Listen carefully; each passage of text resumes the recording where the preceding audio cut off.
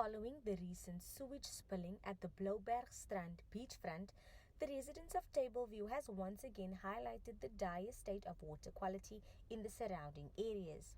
Mandy DeMarta from the Tableview Ratepayers Association had this to say. Blaubergstrand beachfront spillage has been as a result of what the council calls the load shedding issue, whereby the sewage pump stations, which you've got one just behind us and one closer to Cafe Bloberg, where the pumps go down, then the sewage lines fill up from the houses and they actually overflow onto the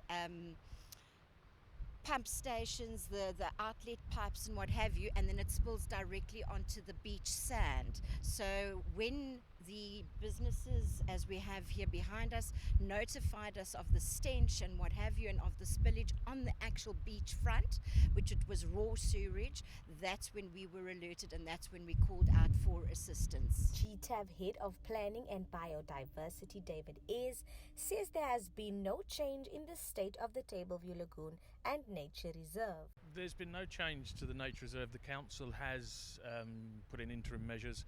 We've seen chemical dumps being put into the lagoon water, which we don't know what chemicals they are, but I think that was basically to hide the smell. At the moment, there's been a shift in position from the council in that before Christmas they were claiming that the Potsdam wastewater plant was not polluting the deep river. They've now had to admit that it's now a major polluter of the deep river, which would point towards the failure in terms of the city to upgrade its own infrastructure.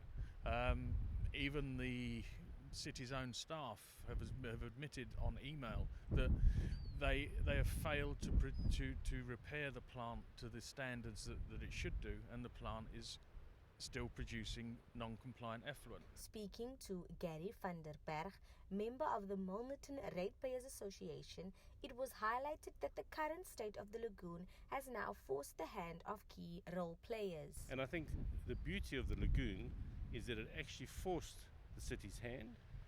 It now forced the Western Cape government's hand.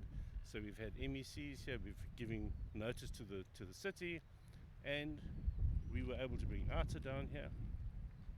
And it's a real pity if you think about it, that we as the ratepayers who are paying these people's salaries actually have to get an external body in here to be our legal arm.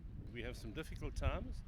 I would like to believe that with Western Cape government having got involved now, and MEC Bradell making some very firm statements, and the Green Scorpions getting involved in that type of thing, we've kind of exhausted, as the public, the very people are there to protect us. So if they can't now step in and do what's meant to be done, then unfortunately it's up to us now to take them to court and bring them to task. For our City News, this is Stephanie Pitt, Tableview.